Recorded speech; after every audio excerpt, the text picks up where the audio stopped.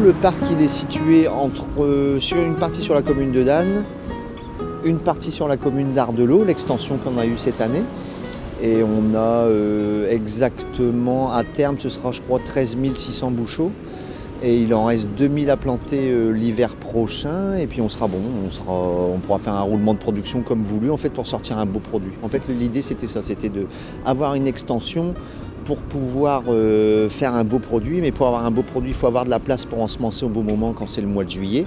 Et comme on n'arrive pas à vendre toute la production d'un coup, il faut permettre de faire un roulement en fait. Et pourquoi la plage de Dannes plutôt qu'ailleurs ? Un petit peu saturé en baie de Somme en fait, il n'y a plus de place, c'est des entreprises qui sont là déjà depuis plus de 20 ans maintenant et puis souvent c'est les enfants qui reprennent donc il n'y a pas possibilité d'extension. Et puis ici c'était une exploitation qui avait été mise en route plusieurs fois où il y a beaucoup de monde qui n'avait pas réussi. En fait la première fois c'était il y a plus de 30 ans, c'était la coopérative maritime. Ils n'ont pas réussi, ils ont abandonné. Après ça a été les Normands qui sont arrivés, qui ont exploité mais qui ont pas su non plus exploiter le site et on est tombé sur des gens qui étaient intelligents, il y en a qui ont rendu la concession, moi c'est ce qui m'a permis d'en avoir, et puis après on est tombé sur des gens qui étaient un petit peu moins intelligents on va dire et qui ont eux voulu garder et qui ont attendu que ce soit l'État qui leur retire parce que non exploitation. Donc et puis nous on a réussi, pas facile, c'est vraiment un site difficile en fait parce qu'on est vraiment orienté plein ouest et souvent le parc abîmé par les vagues, donc on va dire que c'est par rapport à la charge de travail, c'est 30% du temps où c'est de la réparation pour pouvoir entretenir le parc. En fait, si on veut un beau parc, c'est 30% du temps où on répare, mais après ça paye puisque l'État m'a donné une extension. Donc c'est quelque part, je fais bien mon boulot. Et vous êtes un enfant du Boulonnais ? Non, du tout. Je suis originaire à côté de la baie de Somme, de Quimplage, mais toujours un petit peu dans le milieu de la mer en fait. Et puis ça m'a plu, puis tout doucement j'y suis venu en fait, mais pas facile à s'installer parce que c'est des métiers c'est un peu des métiers un petit peu, je dirais, un peu comme les agriculteurs en fait, c'est assez fermé. Donc j'avais pas du tout les parents dans la pêche en fait, mon père artisan, ma mère commerçante, mais passionné et je vais dire déterminé. Et alors, ça ressemble à quoi votre journée ? C'est 4 h du matin, on arrive au centre donc pour passer les moules, on envoie avec tout ce qui est atelier d'expédition, tout ce qui est livraison, après tout ce qui est papier parce que c'est une grosse partie du boulot aussi, tout ce qui est traçabilité, et puis après il ne faut pas oublier de s'occuper du parc, donc ça on s'adapte en fait, c'est pour ça qu'il faut pas mal de monde pour travailler parce qu'on est obligé de suivre la marée en fait. Nous on est là quand il y a la marée basse, donc on ne peut pas dire tiens, on va venir à 8 h ou non on va venir à 20 h, on suit. On s'adapte.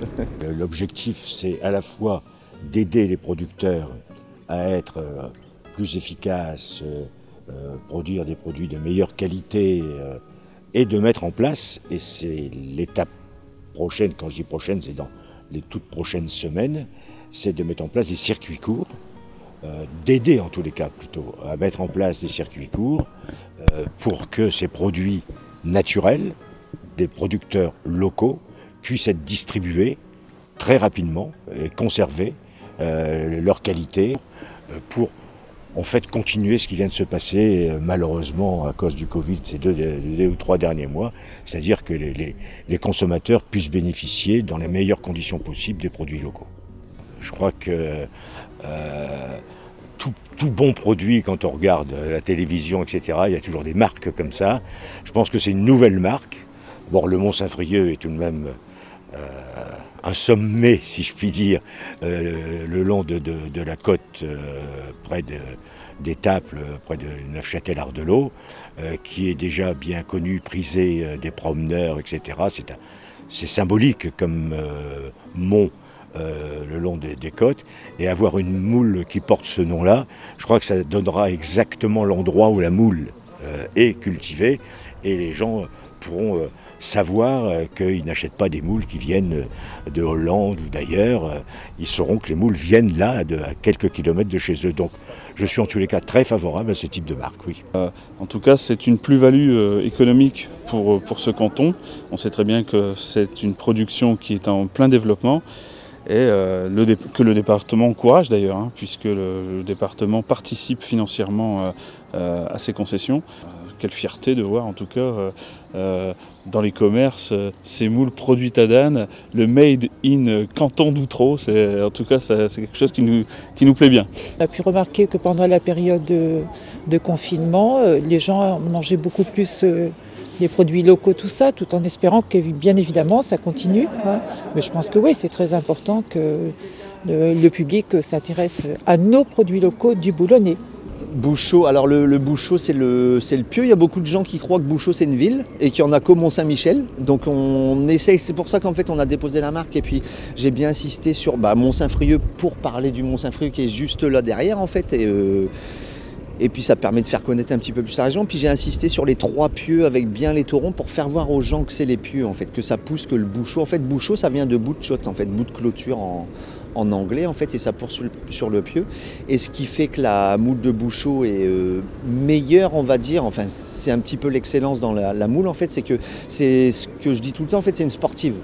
Comme la mer descend, elle est obligée de garder fermée pour avoir son eau, donc en fait elle se muscle, donc elle fait du sport tous les jours. Donc c'est pour ça qu'elle est un petit peu plus ferme que les autres et puis ce goût particulier en fait.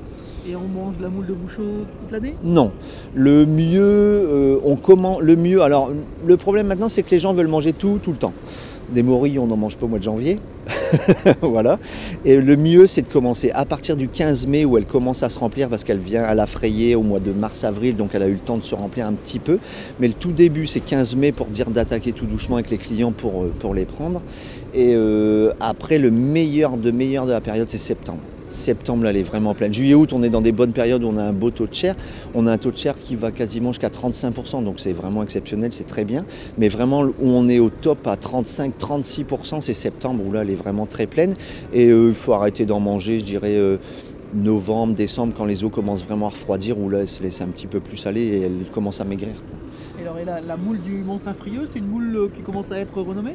J'espère. Oui, ça commence à être connu un petit peu. On est copié. Donc c'est quelque part, on commence à être connu. Et oui, ça commence à être connu. Ouais. Maintenant, on commence à reconnaître un petit peu le logo qui est bien bleu avec les 3 pieux. Et puis on essaye de... Maintenant, on est sur les aubettes à étapes, donc on commence à se faire connaître. On a le point de vente à Nesle. Plus on essaye de... Cette année, j'ai vraiment développé... J'avais pas mal de grossistes sur Boulogne. Et puis cette année, comme on a démarré tard, on ne les a pas eus parce qu'il y en a qui ont commencé un petit peu plus tôt. Et du coup, ça nous a obligés un petit peu à aller chercher d'autres clients. Et on va plus vers les restaurateurs maintenant, donc vraiment pour faire du local. Ce qui fait que maintenant on a tous les restaurants sur Ardelot et le but c'est on avance, étape, le Touquet et puis après ce sera bien. Après le but c'est pas d'avoir beaucoup de clients, c'est de réussir à écouler la production mais vraiment en local sur la côte en fait. Le but après ce serait de quasiment ne plus avoir de grossistes et avoir assez de restaurants pour pouvoir fournir vraiment que du local. C'est un peu dans l'air du temps, on a un département qui favorise justement le consommer local. Donc ouais. Après, je vais dire que le Covid, ça a peut-être fait du bien, c'est pas très bien, mais ça a fait du bien. Mais après, est-ce que les gens vont rester à consommer vraiment local? Ça, c'est pas gagné. Mais après, c'est à nous à faire un beau produit et puis bien leur expliquer qu'il y a une période pour en manger et puis on verra s'ils nous suivent. Merci.